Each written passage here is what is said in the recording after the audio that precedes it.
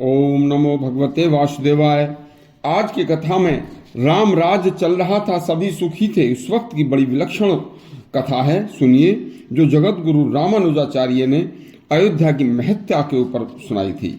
जगत गुरु रामानुजाचार्य ने एक दिन अपने शिष्यों को बताया कि भगवान अनंत के अवंतिकापुरी चरण है, द्वारकापुरी नाभि है, मथुरा ग्रीवा है और अयोध्यापुरी मस्तक है तथा सृष्टि के प्रधान कर्णधार मनु, शत्रुपा, इक्ष्वाकु, रुक्मांगद, दिलीप, रघु, हरिश्चंद्र जैसे धर्म के प्रतिरूपी राजाओं ने भी अयोध्या में ही रहकर धर्म की सृष्टि की बागडोर संभाली थी।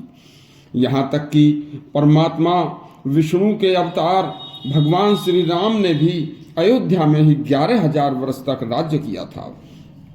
और मनुष्य जन्म से लेकर मृत्यु तक कैसे रहना चाहिए, बालक, पिता, मित्र, माता, पुत्र, शत्रु, परिजन, सामान्य जनता, मंत्री व गुरु का कैसा वर्ताव होना चाहिए, यह मर्यादा पुरुषोत्तम राम ने अपने चरित्र से सारे संसार को समझा दिया था।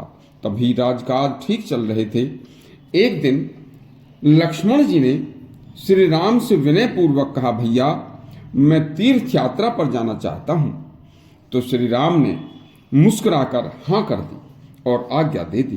तो लक्ष्मण ने प्रसन्न होकर गुरु वशिष्ठ जी से तीर्थ पर जाने का मुहूर्त निकलवाया।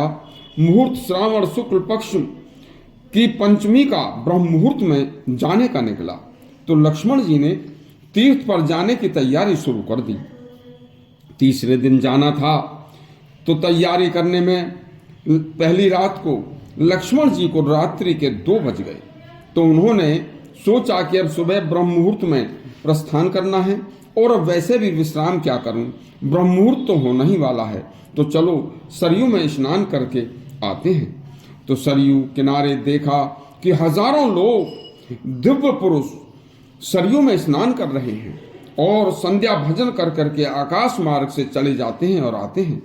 लक्ष्मण जी ने आश्चर्य में पड़कर यह सोचा कि यह मैं क्या देख रहा हूं, ये स्वप्न है या सच्चाई। तो लक्ष्मण जी स्त्रियों के घाट की तरफ गए तो वहां हजारों माताएं स्नान करके संध्या भजन करके आ रही हैं और जा रही हैं। लक्ष्मण जी विलक्षण दृश्य को देखकर कहने लगे कि क्या है। वो सीधे राम के भगवान राम के पास गए और उन्होंने राम को यह सारा किस्सा सुनाया। तो राम बोले कि आपने लक्ष्मण जी उनसे पूछा क्यों नहीं। लक्ष्मण जी बोले, भैया मैं संकोचवश नहीं पूछ पाया।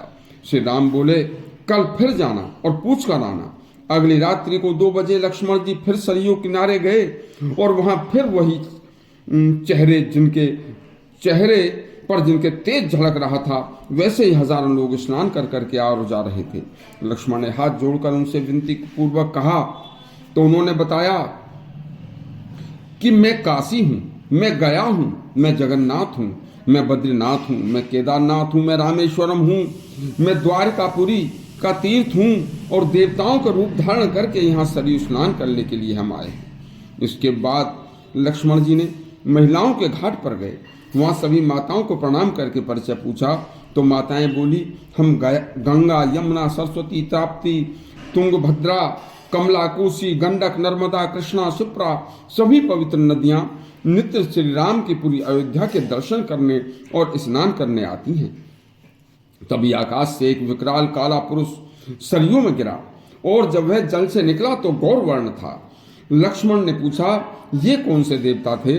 उत्तर मिला कि ये प्रयागराज थे। लोग नित्य प्रयागराज में स्नान करके अपने पाप वहां छोड़ आते हैं और पाप का रंग काला होता है, इसलिए सरयू में स्नान करने से इनके पाप नष्ट हो जाते हैं। यह घटना लक्ष्मण ने श्री राम को आकर सुनाई। तो राम बोले, लक्ष्मण जब सभी तीर्थ तो यहाँ आते हैं तो फिर आप किस तीर्थ पर जाना चाहते हो, जहाँ के बड़े बड़े महात्मा, बड़े बड़े संत और गृहस्थी भी श्री राम का भजन करते हुए सीताराम सीताराम भजते हुए गलियों में, अयोध्या की गलियों में घूमते रहते हैं। ये लक्ष्मण अयोध्या की महिमा समझ गए थे। ऐसे ही ग्रंथों के और अच्छे अच्छे प्रसंग सुनने के लिए हमारा चैनल सब्सक्राइब करें और घंटी दबाएं। धन्यवाद।